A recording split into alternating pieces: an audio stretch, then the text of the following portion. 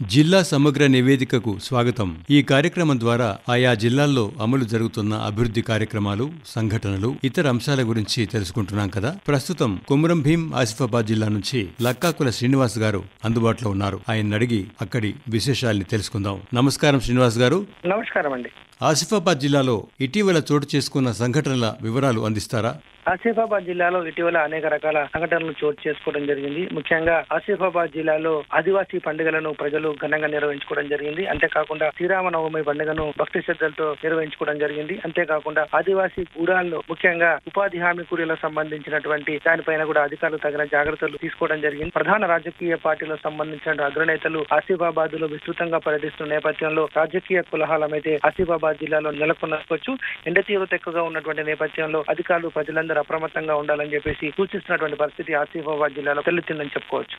లోక్సభ ఎన్నికల పోలింగ్ దగ్గర పడుతూ ఉంది కదా. ఎన్నికల నిర్వహణకు అధికారులు ఎలాంటి సన్నాహాలు చేస్తున్నారు?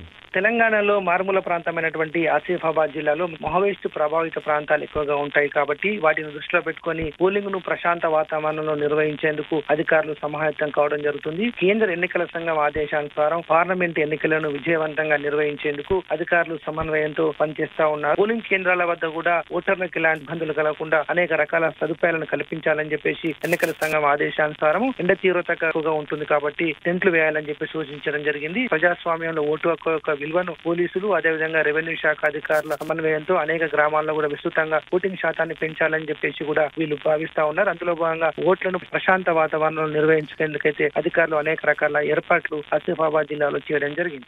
లోక్సభ ఎన్నికల ప్రచారం ఏ విధంగా సాగుతోంది? ముఖ్య నాయకుల పర్యటనల విశేషాలేమిటి?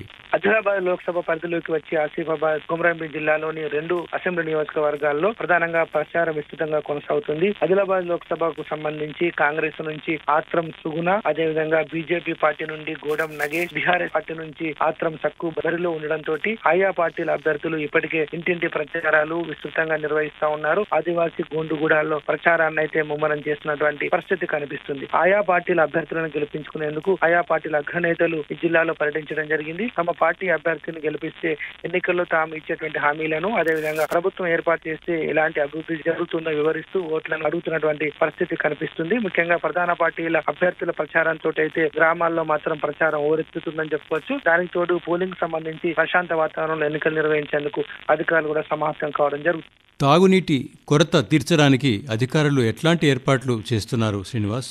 ఆసిఫాబాద్ కొమురం భీం జిల్లాలో వేసవి కాలం వచ్చిందంటే తాగునీటి ఎద్దడి ఎక్కువగా కనిపిస్తుంది. ముఖ్యంగా అటవీ ప్రాంతాల్లో చాలా చోట్ల కూడా నీటి ఎద్దడి తోటి ప్రజలు గిరిజన గ్రామాలు ఇబ్బందులు పడుతున్నటువంటి పరిస్థితులు కనిపిస్తా ఉంటాయి. దాన్ని దృష్టిలో పెట్టుకుని గత వేసవి కాలంలో ఏ ప్రాంతాల్లో నీటి ఎద్దడి ఉంది, నీటి కొరత ఉంది, ఏ ప్రాంతాల్లో నీటి సరఫరా చేయాలనే ఉద్దేశంతో ముందస్తుగానే అధికారులు ప్రణాళికలు రచించుకోవడం జరిగింది. ముఖ్యంగా మిషన్ భగీరథ ద్వారా ఇప్పటికే ఇంటింటికి నీరు అందిస్తున్నప్పుడు కూడా చాలా చోట్ల పైపుల లీకేజ్, పైపుల మరమ్మతుల కారణంగా కొన్ని గ్రామాలకు నీటి సరఫరా అందనటువంటి ప్రాంతాలకు నీటిని ఏ విధంగా అందించాలనే ప్రణాళికను రూపొందించుకోవడం జరిగింది. ఎండ తీవ్రత ఎక్కువగా ఉన్నటువంటి చోట భూగర్భ జలాల్లో నీటి మట్టం తగ్గుతున్న నేపథ్యంలో ఇది గోదావరి ప్రాణహిత సమీప ప్రాంతాలకు కూడా వాటి నుంచి కూడా నీటిని సరఫరా చేస్తున్నటువంటి పరిస్థితి ఆసిఫాబాద్ కొమురం భీం జిల్లాలో కనిపిస్తుంది.